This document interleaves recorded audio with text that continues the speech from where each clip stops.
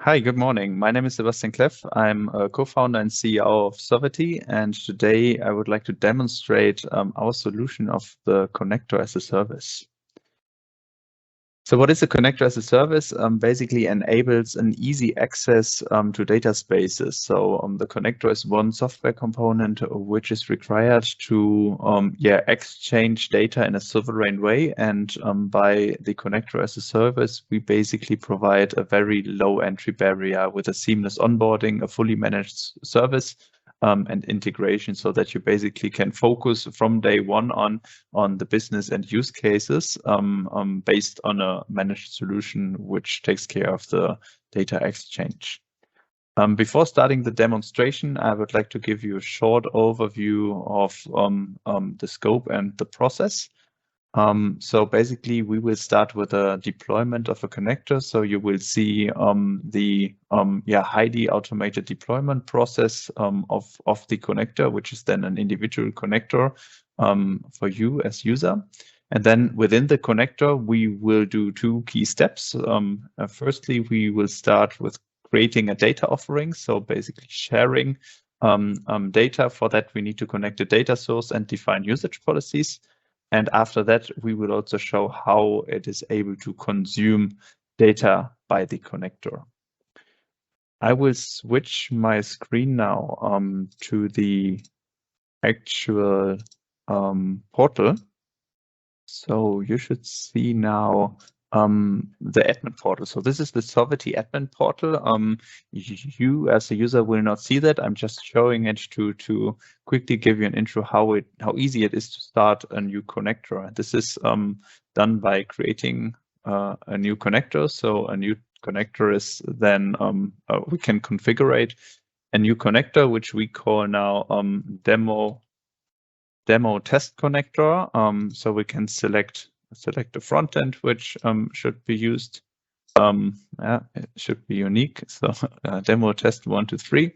And also we select the backend version. It will be shut down after 60 minutes for our demonstration here. And we can describe the connector as demo video test connector. Now I'm clicking on create and start, and what you see at the bottom here, a new connector is provisioning at the moment. So what does it mean? In background here, basically a fully automated process is started. That means an individual cloud instance is deployed. And you see that we are currently leveraging Azure as the cloud solution. Here, basically, a new instance, individual separated instance is provisioning, and the connector is then the software of the connector is deployed within this separated individual cloud space. And that means that the connector itself is registered with a DApps, TSL certificate is provided, and at the end, we have a fully running connector started, which can be used. And this process now takes around 3 to 7 minutes until we can access the actual connector.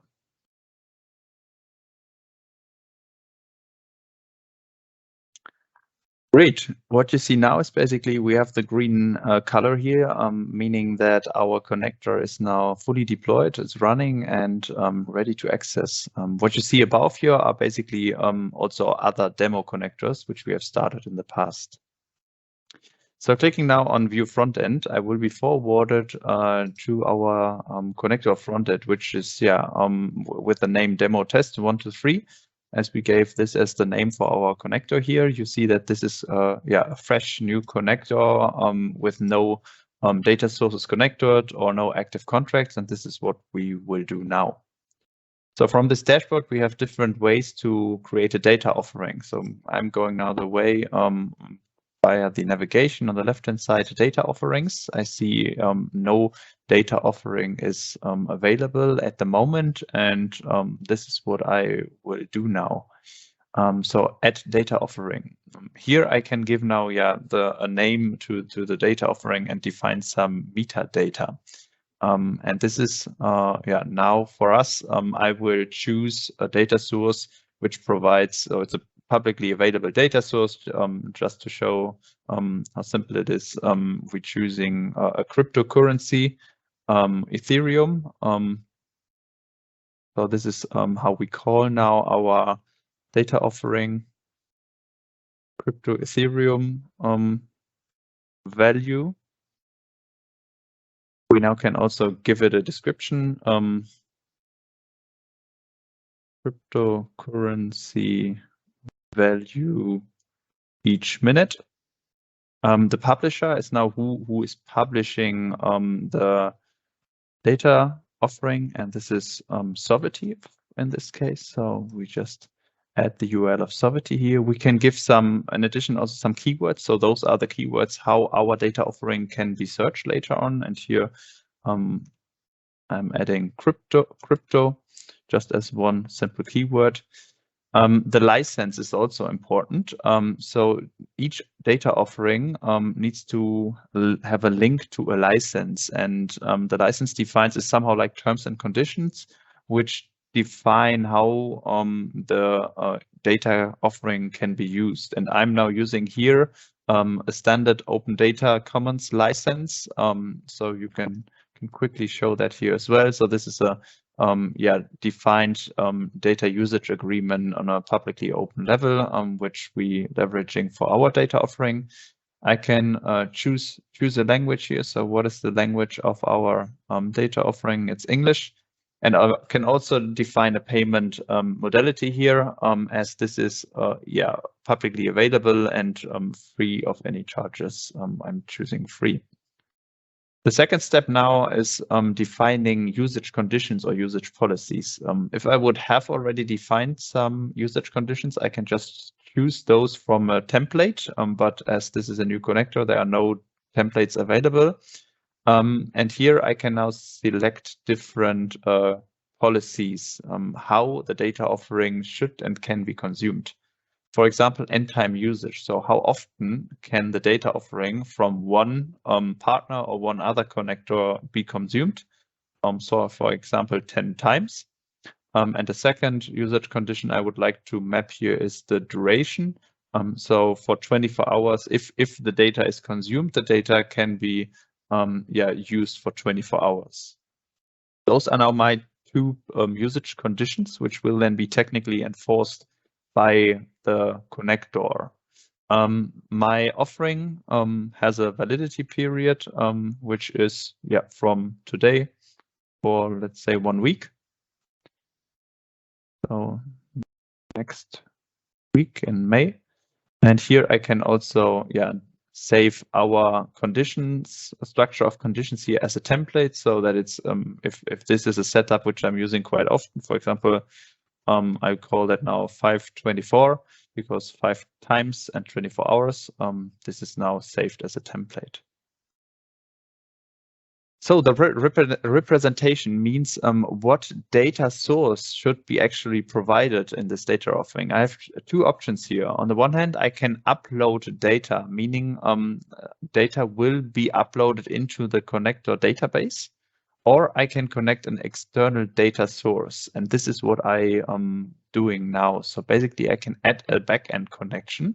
And this is exactly the data source which we would like to, the information which we would like to provide in our offering.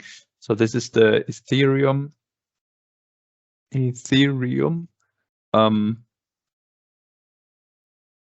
database, which provides the value each minute. And now I can select what kind of data source should be connected. It can be just a regular database. It can be a REST API or something else. I'm choosing now the data source so it's a REST API. I can add also authentication mechanisms, but this data source is available without any authentication. And of course, I need to link the REST URL here, and this is what I'm linking now as a backend connection as external data source. This happened now here, and I'm choosing this data source as a part of my data offering. So I also need to add a file type here, which is application JSON file, and then I have linked my representation to our data offering. In the next step, I can also add a catalog, which is a mandatory step here. So a data catalog is more like an internal data management possibility. So later I will probably have a lot of data offerings within my connector, and this is an option to cluster those into a catalog. So I create now a new catalog, which I call crypto currency, and I can also describe it. Here, crypto description, cryptocurrencies, and we'll save this now as my new catalog, and I'm adding this data offering to a catalog. I could also link it to a broker, but this step we will jump over now. So this is now saving, and that means that I have now created my first data offering with the usage conditions linked to it, with the data source linked to it, and this is what you will see also in the dashboard. So I've linked one data source. I've also saved one policy template, and have my connector now is providing one data offering to the other connectors in our data space. This data offering can now be consumed by other connectors, and this is what I will demonstrate now in a second step.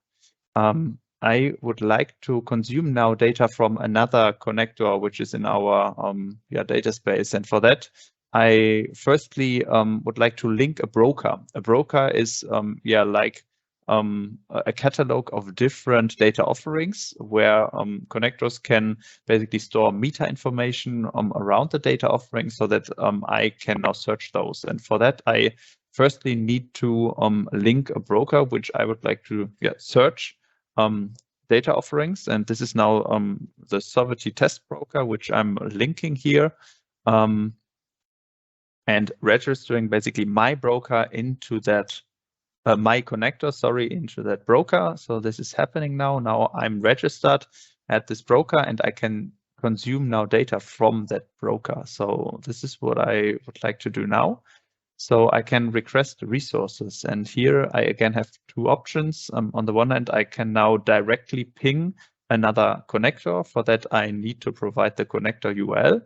Or I can search in a broker for data offerings, and this is what I'm doing now. So in the sovity test broker, I'm searching now for Bitcoin data, because I know that we have another test connector running which provides Bitcoin data. And we see the broker provides now 3 different data offerings, which coming all from our sovity connector. And I would like to request now the resource of the Bitcoin value. And this is what we see now. Basically, I clicked on the we see now that this is the data from our sovity test connector. We see the data offering Bitcoin value. We see some keywords added here, so similarly what we did. And now I would like to show the representation. That means I can see a bit more details on that artifact, and I can also request that artifact. And that means that I'm seeing now the contract information. So these are the usage conditions, and our data offering here does not have any usage conditions defined. That means everybody who requests this data, because it's publicly available as well, and our other sovity test connector provides this information just by without any restrictions. And this is what I accepting now. And now because this data can be downloaded, no restrictions, I can basically on the one hand download the information here. So this is happening now. So I've downloaded now the data set, or I can also define a route for that information, basically forwarding that for example into another data source, or so a database, for example, or I can add this information to a data app. And this is what we basically have done now. We consumed data. We added a data offering, and this shows basically how simple it is to connect into a data space by the connector as a service.